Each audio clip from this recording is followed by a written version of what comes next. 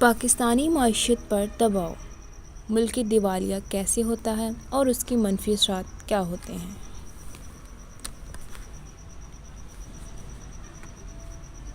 پاکستان میں ٹیکس جمع کرنے والے وفاقی ادارے federal board of revenue (FBR) کے سابق چیئرمین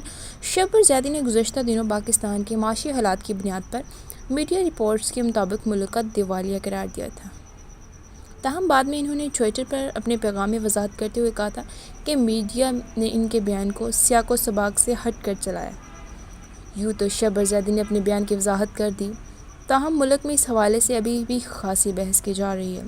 ماہرین معیشت کا خیال ہے کہ اگرچہ پاکستان کے معاشی اشاریہ خراب صورتحال کا شکار ہے، تاہم ملک کے دیوالیہ ہونے کا فی الحال کوئی امکان نہیں۔ تو یہاں سوال یہ پیدا ہوتا ہے کہ کوئی ملک دیوالیہ کیسے ہو سکتا ہے؟ کسی ملک کے دیوالیہ ہونے کے بارے میں ماہرین معیشت کا کہنا ہے کہ ملک میں جب اپنے بیرونی قرضے کی قسطیں اور اس پر سود کی ادائیگی سے قاصر ہوں تو اس ملک کا دیوالیہ قرار دے دیا جاتا ہے۔ کراچی میں انسٹی ٹیوٹ آف بزنس ایڈمنسٹریشن (IBA) میں معیشت کے پروفیسر سائم علی نے BBC اردو کو اس سلسلے میں بتایا کہ تکنیکی طور پر ایک ملک اس وقت دیوالیہ قرار دیا جاتا ہے جب وہ بیرونی قرضوں کو ادا کرنے کے لیے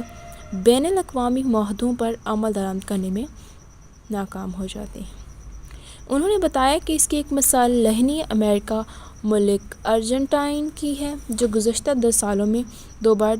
دیوالیہ ہو چکا ہے۔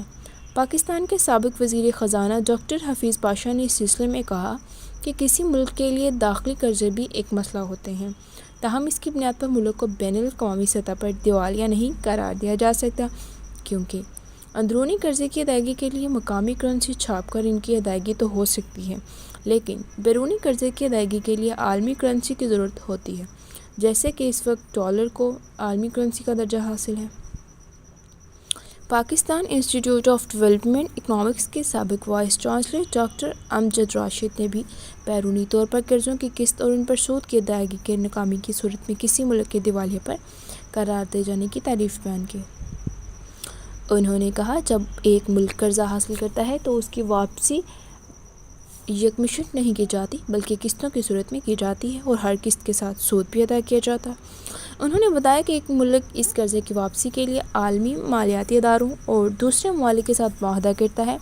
کہ قرضہ اور اس پر سود کی ادائیگی ایک خاصہ وقت اور مدت میں کی جائے گی،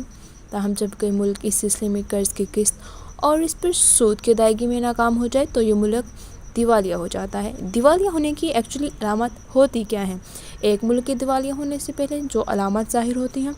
ان میں سب سے بڑی علامت کسی ملک کے پاس زر مبادلہ کے ذخائر اور ان کے مقابلے میں بیرونی قرضوں کی کتنی قسطیں اور ان پر سود کی کتنی ادائیگی ہوتی ہے۔ ڈاکٹر امجد رشید نے اس سلسلے میں بتایا کہ جب ملک کے جاری کھاتوں کرنٹ اکاؤنٹ کا خسارہ بہت زیادہ بڑھ جاتا ہے، زر مبادلہ کے ذخائر تیزی سے کم ہوں اور اس کے مقابلے میں بیرونی قرضے کی قسطیں اور ان پر سود کی ادائیگی ایک مسئلہ بن جاتی ہیں، تو یہ ظاہر کرتا ہے کہ ملک دیوالیہ ہونے کی طرف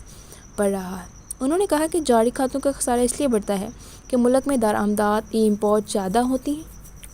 اور اس کے مقابلے میں برآمدات یعنی ایکسپورٹ اس رفتار سے نہیں بڑھ پاتی کہ درآمدات پر بیرون ملک جانے والے ڈالرز برآمدات کی صورت میں واپس آئیں، اور اس کا دباؤ زر مبادلہ کے ذخائر پر پڑتا ہے، کیونکہ وہاں سے درآمدات کے لیے ادائیگی کرنا پڑتی ہے اور اس ادائیگی کی وجہ سے بیرونی قرضے کی قسطیں اور اس پر سود کی واپسی مشکل ہو جاتی ہے، کیونکہ بیرونی قرضے کی ادائیگی بھی ڈالرز میں کرنی ہوتی ہے۔ IBA کے سائم علی نے اس بارے میں بات کرتے ہوئے کہا کہ کسی ملک کے دیوالیہ ہونے کی طرف بڑھنے کی سب سے بڑی پریشانی اس ملک کے پاس زر مبادلہ کی ذخائر صورتحال ہوتی ہے کہ وہ کتنی تیزی سے کم ہو رہا ہے۔ ان میں ہونے والی کمی کا اثر بیرونی ادائیگی پر پڑتا ہے، کیونکہ قرضے کی واپسی ڈالرز میں کرنی پڑتی ہے اور اگر ڈالرز کے ذخائر کم ہو رہے ہیں تو اس کا مطلب ہے کہ ملک کے پاس قرض ادائیگی کی سکت کم ہو رہی ہے۔ انہوں نے کہا کہ اس طرح اگر تجارتی خسارہ مسلسل بڑھتا ہے اور درآمدات پر زیادہ ڈالرز خرچ ہو رہے ہیں اور برآمدات کی صورت میں ڈالرز کم آ رہے ہیں تو یہ بھی ملک کے ذخائر میں کمی لائیں۔ ڈاکٹر امجد راشد نے بتایا کہ جب کوئی ملک دیوالیہ ہونے کے قریب ہوتا ہے تو اس کی جانب سے بین الاقوامی مارکیٹ میں قرضے لینے کے لیے جاری کیے جانے والے بانڈز بھی زیادہ شرح پر سود اس لیے جاتے ہیں، یعنی ملک کو ان بانڈز کی ضرورت میں انویسٹمنٹ کرنے والوں کو زیادہ منافع دینا پڑتا ہے اور بین الاقوامی کریڈٹ ریٹنگز ایجنسیوں کی جانب سے اس ملک کی ریٹنگ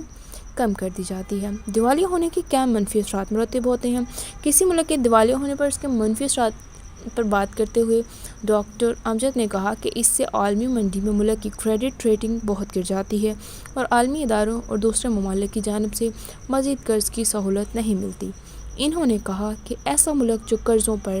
چلتا ہے، اس کے لیے عالمی مالیاتی اداروں کی جانب سے قرضے کی سہولت بھی ضروری ہوتی ہے تاکہ اس ملک کی معیشت چل سکے۔ انہوں نے کہا کہ دیوالیہ ہونے کی صورت میں شدید نتیجہ یہ برآمد ہو سکتا ہے کہ ملک سے جانے والے تجارتی مال ضبط کر لیا جائے اور آپ کے ملک کے ہوائی جہاز اور بحری جہاز کسی دوسرے ملک میں قبضے میں لے لیے جائیں۔